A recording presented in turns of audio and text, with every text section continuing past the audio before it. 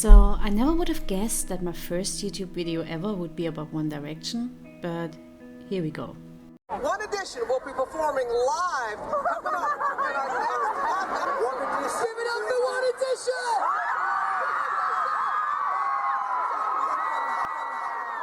What's attraction?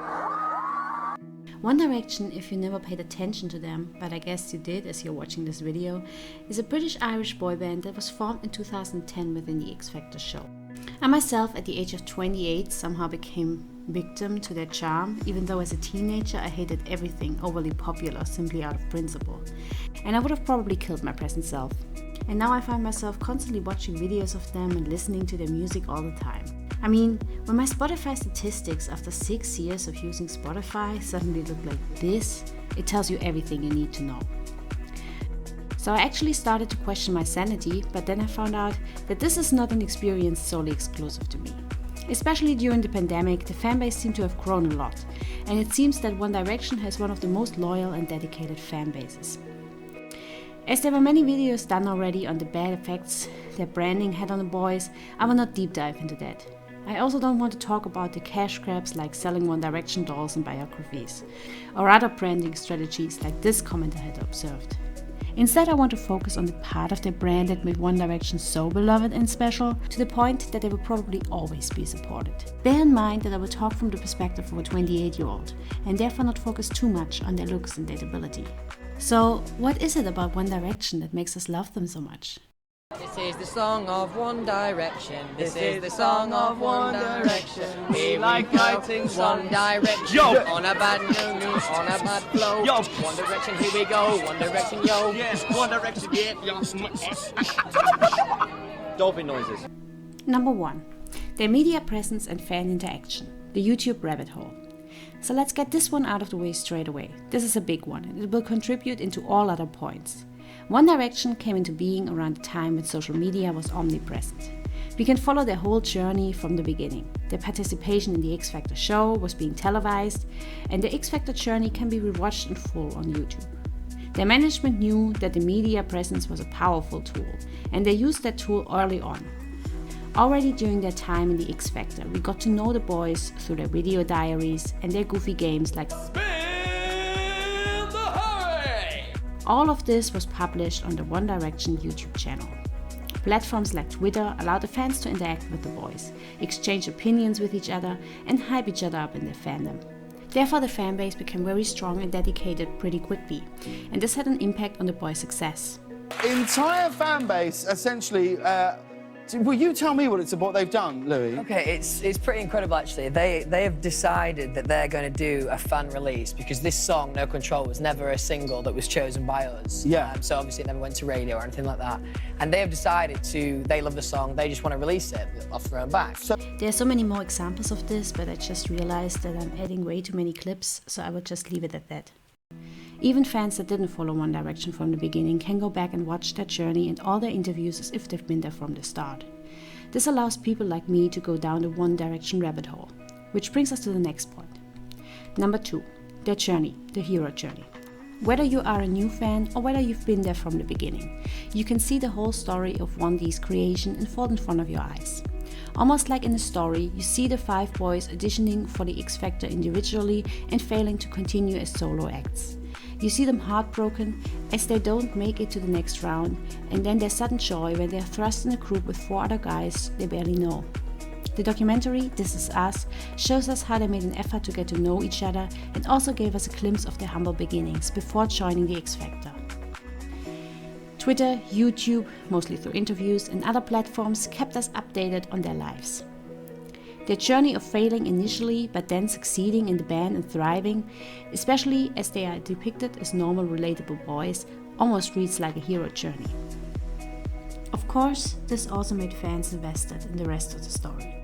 The drama behind the scenes, like Zayn leaving, and the boys' love lives, which came with its negative side effects. As we got to see them grow up in front of our eyes, fans support the boys, or should I say men, even today after the hiatus.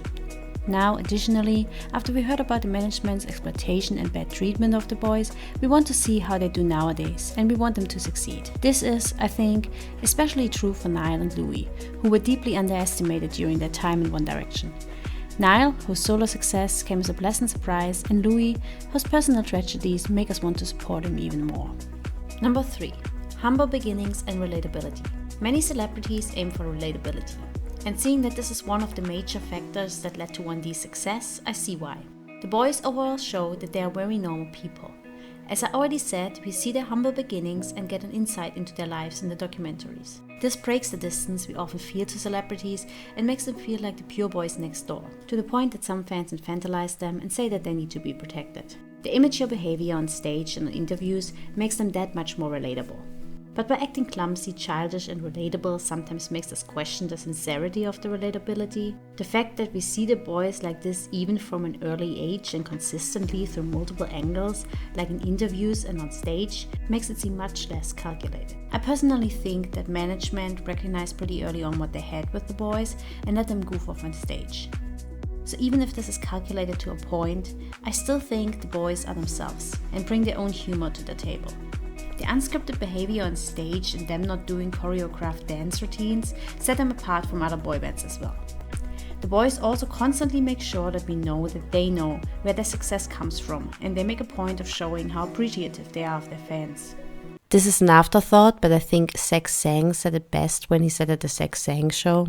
You've talked before about One Direction. By the way, a group that changed my life in many different ways, changed my perception of music, changed the way I looked at fandoms and what it meant to be a fan and what that culture was. You know, we were talking about the connection that you have with your fans and the relationship and the deep. I mean, it's deep, man. They care. Yeah. But I think it's here from somebody just being on the outside looking in. I believe it is as deep as it is because there's never been a boy band like you guys. There's never a band that was just so real and so raw and just themselves, and there was no choreography or synchronicity. It was just good vocals and songs that were relatable with a group of guys that literally felt like they could sit with you in the school cafeteria. Number 4.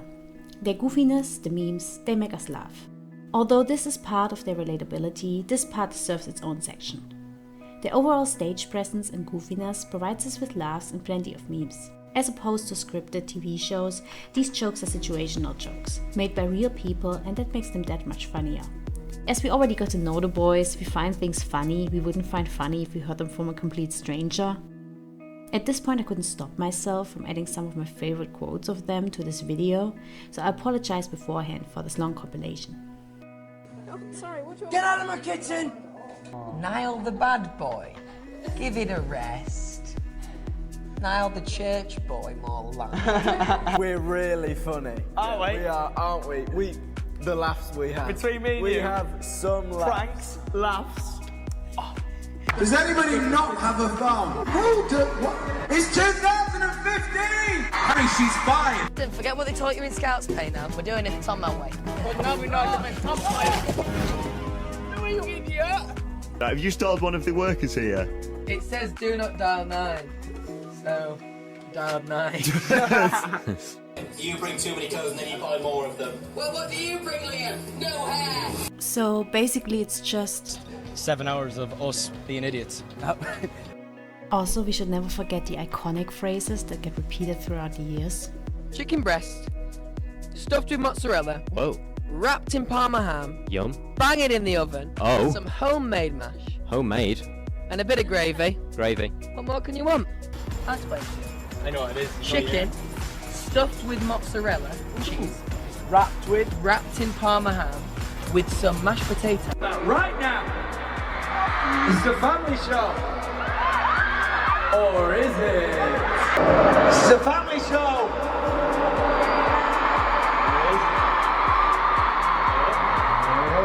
Or is it? We took a chance.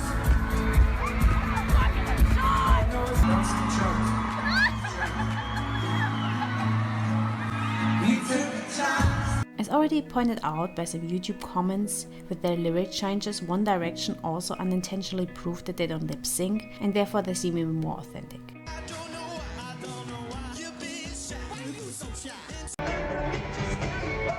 Baby, if you say you want me to drive to KFC. Okay, enough. A funny thing about the lyric changes, it actually made me listen to more and more songs of them to hear the part where the lyric changes happened. So if this is also a business strategy, which I doubt, it would be pretty clever. But as I said earlier, I think management often saw what they had with the boys and just rolled with it. Number 5. Their friendship and our parasocial relationship. So one of the amazing things about One Direction is the way that you seem to be the best friends in the world, and yet you didn't even know each other. Yeah. How did that happen? I mean, you know, you take 5 kids who've never been in the music industry, you put them in a band together, and suddenly they're having so much fun. It's really difficult to not just have the best time of your life doing this new thing, you know. Another factor that attributed to One Direction's success is that through the video diaries, the documentaries, interviews, and their stage interaction, we see an actual friendship of the boys, to the point that they were overly affectionate with each other. In the documentary One Direction, The Inside Story, it is mentioned how they set them apart from the other band that was formed during the 2010 X Factor show. Factor as the live shows developed, that you could really tell that they had formed a bond and that they were like brothers, because interestingly the judges had also put together a girl group on the show that year called Bellamy, and Bellamy were the exact opposite to One Direction. They hated each other, they didn't get on, there was no good bonding between them, and you could tell, and the viewers could tell, and I think the viewers got behind One Direction, they didn't get behind the girl group. We enjoy watching the boys interact with each other the same way we enjoy watching shows like Friends and How I Met Your Mother for the friendships, to live vicariously through them. But different than Friends and How I Met Your Mother, the members of One Direction are real people that we watched growing up and that really interacted with their fans. So we actually feel like part of their friend group in some way. Over the years we got to share a lot of inside jokes with them and with other fans. I mean, when you meet other One Direction fans, you can immediately share insiders and share a laugh when you sing a One Direction song and get to the part where a lyric change happened. I've seen many YouTube comments where the fans call themselves a family. So, in conclusion, the parasocial relationship is strong in this one. I know they love me, even they don't know me. I actually think that so far I've never really fell victim to this. I mean, so far I never really was a fan of a celebrity that had to watch all their interviews, but this time I actually did. Number 6. Their personality and attractiveness. The One Direction members are 5 very different guys, and they all have very strong personalities. As discussed thoroughly in other YouTube videos, the management knew the power in creating personalities for the boys. They branded Zayn as the mysterious one, Louis as the funny, mischievous one initially, later as the aggressive bad boy, Niall as the cute one, Harry as the womanizer, and Liam as the responsible dad of the group. Their personalities were also carefully reflected in their clothing. This was done to make One Direction as appealing as possible to your young female fan base, with each member fulfilling different requirements the different fans might have for a boyfriend. It seems that Harry, for example, was labeled as the womanizer to make him appear as easy to get, but I feel like the fans over the years started to see straight through that and recognize that their personalities were not that one-dimensional, and many attributed characteristics were false. But their real personalities, or at least what we see of them, endeared us to them even more. Of course, it also helped that they are all kind of attractive. Number 7. Their music, of course. The management made sure to create songs that are easy on the ears, appeal to the masses and make it to the charts. Sometimes they were even sampling parts of very famous songs. This is why One Direction and other boy bands are often criticized as generic by outsiders. Their upbeat songs make the fans feel happy and celebrate their youth, and the fact that attractive guys sing to young girls how beautiful they are definitely helps. Number 8. People in their 20s and older. In an article analyzing why people in their 20s or older might suddenly become fans of One Direction, it was discussed that their interactions with each other, their behavior, and their music, all aimed at the teenage audience, might remind us of simpler times. Especially during bad times, people tend to attach themselves to celebrities or a TV show. Also, it doesn't hurt that they provide us with a lot of laughs and therefore a lot of dopamine. There's no way of avoiding this topic, so number 9. Larry Stylinson, Sari, and other ships. The famous ships like Larry Stylinson and other ships like Sari provide fans with even more lore. Just like in a fictional love story, the ships also give fans something to root for, and they give many songs a much deeper meaning. This is probably also contributing to some of the members' solo success, as the belief in the ship makes people even more interested in the lyrics of the members' songs. Number 10. Their soft masculinity. Niall, what do you want in a best friend? Oh, that's a good question there. Everything these four have. Oh, he's gone there. He has gone there. I love you, Niall. This is very much connected to the point before. Even today, gay is often still used as an insult, and many men go out of their way to not be perceived as gay. They avoid showing emotion or being affectionate with each other, in order to not raise any doubt of their sexuality. One Direction showed that you can be overly affectionate without being ashamed of it. Unfortunately, that also backfired a little bit, as almost the whole band, if not all, were in the center of gay speculation. However, it was very nice to see that they, for the most part, never saw it as an insult or felt the need to overly defend themselves. At some point they probably were annoyed, but only after they were continuously asked about it and the speculation went on and on and on. Number 11. Pure nostalgia. Many of the One Direction fans watched them grow up and grew up with them. Similarly to our old childhood TV shows, seeing the boys awakens the feeling of nostalgia in us. This is even true for the ones like me who discovered One Direction late in the game. As already established, One Direction is very media present. That means even the ones who discovered them late can still watch clips of them from their early childhood, still experience their experiences with them and watch them grow up. This is also the reason why one simple live stream of 2 members can make so many people so happy, and that's why many people will probably never give up on the idea of a reunion. But even if they never reunite, their years as a band will forever be available to rewatch on the internet. One Direction will always be something to go back to and remind us of simpler times. I realized that nothing in this video is news to anybody. I just thought it would be a nice trip down memory lane and a chance for me to practice my editing skills. I'm also aware that this video naively overlooks all the bad aspects of One Direction, but there were so many serious videos done on the negative sides already that I thought I would focus on the positive. On another note, as you can probably tell by my accent, yeah, it's funny, innit? English is not my native language, but I tried my best and I hope you enjoyed it.